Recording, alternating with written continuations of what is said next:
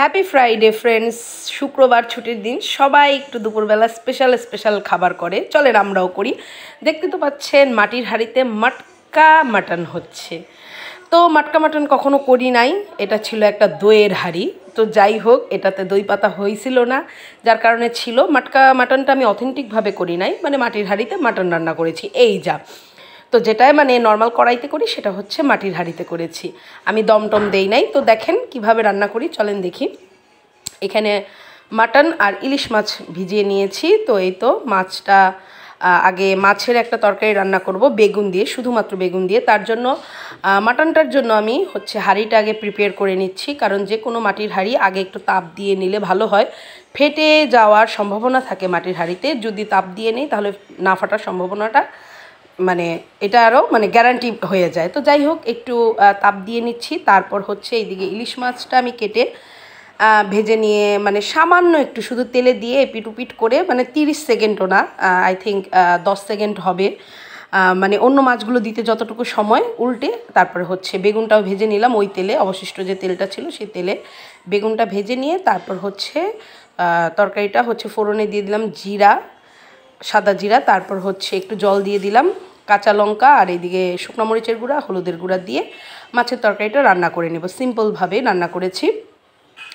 তো এমনিতে নর্মালি মাটকা মাটন যেটা আমরা জানি সেটা হচ্ছে সেই মাটন মটকার ভেতরে মাটনগুলো দিয়ে তারপর হচ্ছে একবারে দমে বা ইসে রান্না করে। তো আমি ওইভাবে করব না, কিন্তু মাটনটা পুরো ম্যারিনেট করেছি সরিষার তেল দিয়ে, লবণ, কাঁচা পেঁয়াজ, হলুদের গুঁড়া, আর হচ্ছে মোস্ট ওয়ান্টেড শুকনো মরিচের গুঁড়া। আজকের মাংসটা প্রচুর পরিমাণে ঝাল করেছি, কারণ আমার যে আপনাদের ভাইয়ার তার হচ্ছে বক্তব্য আমি মাংসে নাকি কম ঝাল দিই, অথচ আমি কিন্তু প্রচুর পরিমাণে ঝাল দিয়ে মাংস রান্না করি। নর্মালি আমার যারা রান্না দেখেন আমি প্রচুর ঝাল খাই, কিন্তু তার কাছে মনে হয় আরেকটু ঝাল বেশি হলে ভালো হয়।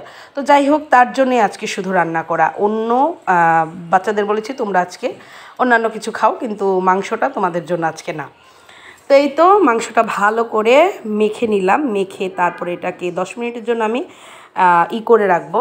10 মিনিট ম্যারিনেশনের পরে তারপর আমি তেল গরম করে নিলাম, এখানে শুকনো মরিচ ফোড়নে দিলাম, আর দিলাম হচ্ছে পেঁয়াজ। এটা সামান্য একটু ভেজে নেব, ভেজে নিয়ে তারপর হচ্ছে এর মধ্যে তেজপাতা, প্রয়োজনীয় যা যা গরম মশলা এগুলো দিয়ে একটু তেলে ভেজে নেব। তারপর হচ্ছে এখানে আমি দিয়ে দেব মাখা যে মাংসটা, এটা দিয়ে তারপর সুন্দর করে একটু ভেজে নেব। এই মাটির হাঁড়ির এই একটা সমস্যা, যেটা হচ্ছে আপনার ধরা যায় না কিছু দিয়ে। প্রথমেই বলেছিলাম অনেক ঝাল দেব, সেই দেখলেনই তো একটা মিক্স করা পেস্ট করা দিলাম, সেটা ছিল শুকনা মরিচ আর কাঁচামরিচের পেস্ট অনেকটা পরিমাণে। তো মোটামুটি 60% সিদ্ধ হয়ে যাওয়ার পর আমি হচ্ছে আলুটা দিয়ে দিলাম মাংসে, তারপর এটাকে ঢাকা দিয়ে রান্না করব। যেহেতু প্রেশার কুকারে দিইনি, সেহেতু মাংসটা হতে আমার 2 ঘন্টার মতো সময় লেগেছে। এখানে হচ্ছে মাংসটা মোটামুটি 80% কুক হয়ে যাওয়ার পর গরম মশলার গুঁড়া, জিরার গুঁড়া দিয়ে তারপর আবার ঢাকা দিয়ে রেখেছিলাম।